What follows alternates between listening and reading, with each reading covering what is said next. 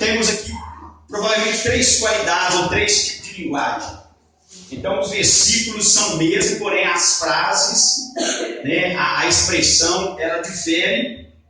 O assunto é o mesmo, porém difere as frases. Então, vamos ler de novo. Eu vou ler e vamos acompanhar. Porque esse é o tema da mensagem. 1 Coríntios 10, 11. Ora, todas essas coisas lhe sobrevieram como figuras e estão registradas como advertência para nós, para quem já são chegados aos fins dos tempos.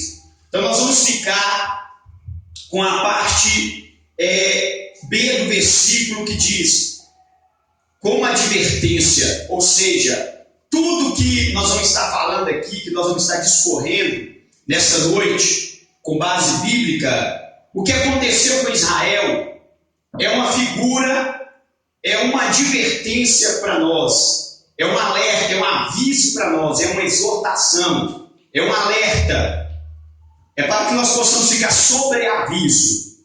E observa que o apóstolo Paulo, em 1 Coríntios 10, versículo 1, ele começa falando que a experiência ou os privilégios que Israel teve, o povo de Deus teve privilégios, oportunidades, e eles não agarraram aquela oportunidade.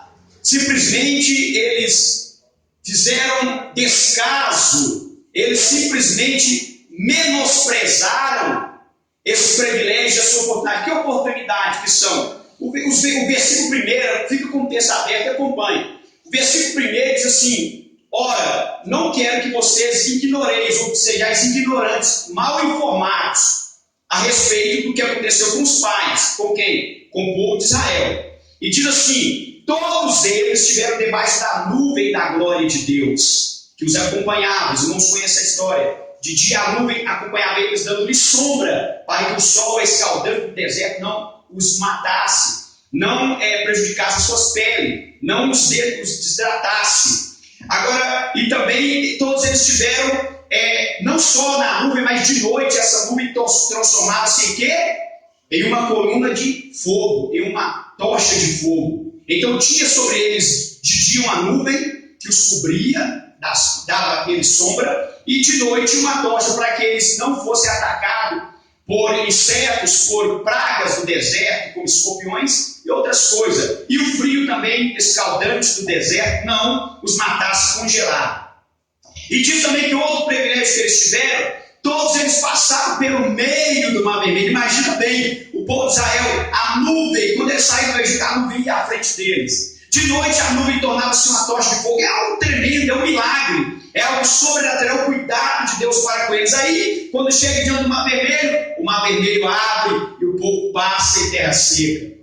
O povo deveria ter olhado assim, e na verdade olhando, mas que povo abençoado, que povo de boa sorte, que Deus lhes deu uma sorte dessa, de ter esse privilégio, essa oportunidade. Mas veja que o versículo 2 diz: todos eles passaram pela nuvem, tiveram sobre a nuvem, tiveram sob a tocha de fogo, que aqui não refere à tocha, mas a nuvem tornava-se em chama à noite, e todos eles passaram pelo meio do mar, tendo sido todos foram batizados em Moisés, tanto na nuvem como no mar. O versículo 3 diz: todos comeram do mesmo maná ou manjar espiritual. Olha que privilégio. Todos beberam da mesma bebida, da mesma água da rocha, que é Cristo, né? Da bebida espiritual que fluía da rocha, que é Cristo. Mas o versículo 5 diz: mas Deus não se agradou da maior parte deles, pelo que foram prostrados no deserto. Ao versículo 6 vem dizendo que essas coisas foram figuras para nós, ou seja, é um exemplo para nós, para que não cobicemos as coisas como eles cobiçaram. Ou seja, de nada adiantou, ou pelo contrário, o privilégio que eles tiveram, as oportunidades que eles tiveram, serviu, tornou-se em juízo, em maldição para eles. Por quê? Porque a bênção, a nuvem, a tocha de fogo, Porque passar pelo meio do Mar Vermelho, ou ter um encontro, uma experiência com Deus, ter sido batizado em Moisés, beber da rocha, é uma maldição? Não, pelo contrário, é uma bênção, é um privilégio de poucos. Mas só que eles transformaram, fizeram com que aquilo se tornasse maldição para eles. Por quê? Porque uma vez que a pessoa teve o privilégio, a oportunidade, e foi ingrato, a pessoa não foi grata, a pessoa foi negligente, a pessoa desprezou, menosprezou tudo isso, a pessoa não merece nada mais, nada menos do que o juízo, do que o que aconteceu com eles. Agora o versículo 11, volta aí para o versículo 11, diz: ora, todas essas coisas lhes sobrevieram como figura para nós. Ficou registrado para servir de advertência para nós. Aqui começa a mensagem.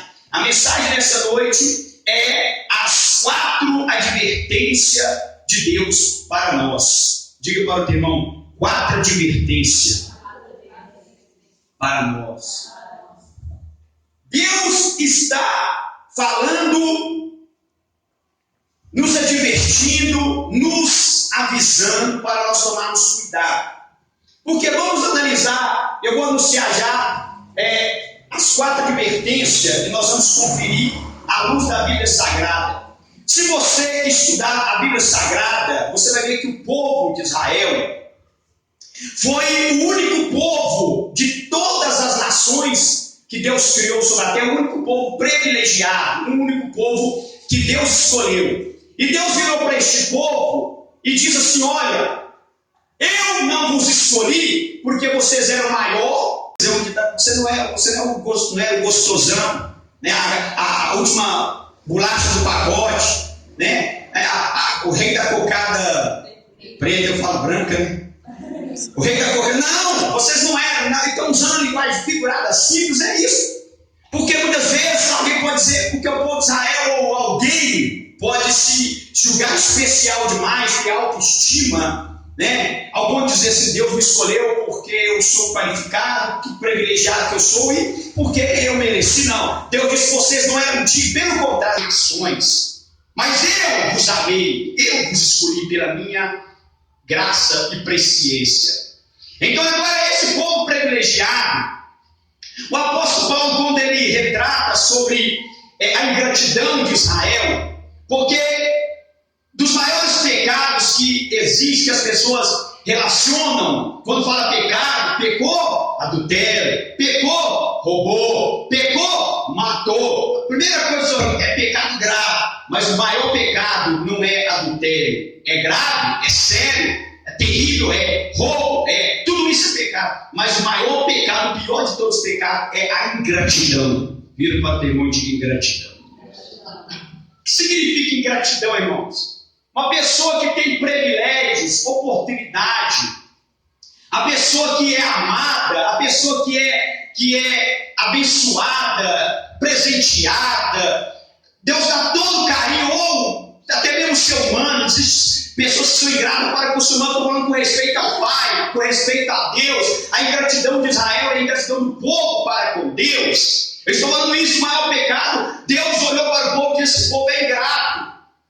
Esse povo é rebelde, esse povo não agradece nada que eu faço para eles, tudo que eu faço para eles está ruim. Aí quando Paulo fala sobre o pecado capital, o pecado grave, o maior pecado de Israel que levou eles à situação em que eles estavam, é a ingratidão. Aí em Romanos, quando ele fala sobre Israel, ele diz assim: Deus irou contra Israel e rejeitou a Israel. Escute isso aqui: Deus rejeitou a Israel por um tempo, não para todo sempre. Deus escolheu o povo e o povo foi ingrato, então Deus virou as costas para eles, rejeitou eles por um tempo, e por longo tempo, porque quanto tempo tem que Deus rejeitou Israel? Mas a Bíblia diz que Deus não vai rejeitar a Israel para todo sempre. Mas vai chegar um dia em que Deus vai voltar de novo, manifestar sua graça, sua misericórdia, e todo Israel, na volta, na vida de Cristo, na segunda vinda de Cristo a esse mundo, Israel, todo Israel será que ele foi rejeitado. Agora observa que Paulo, quando ele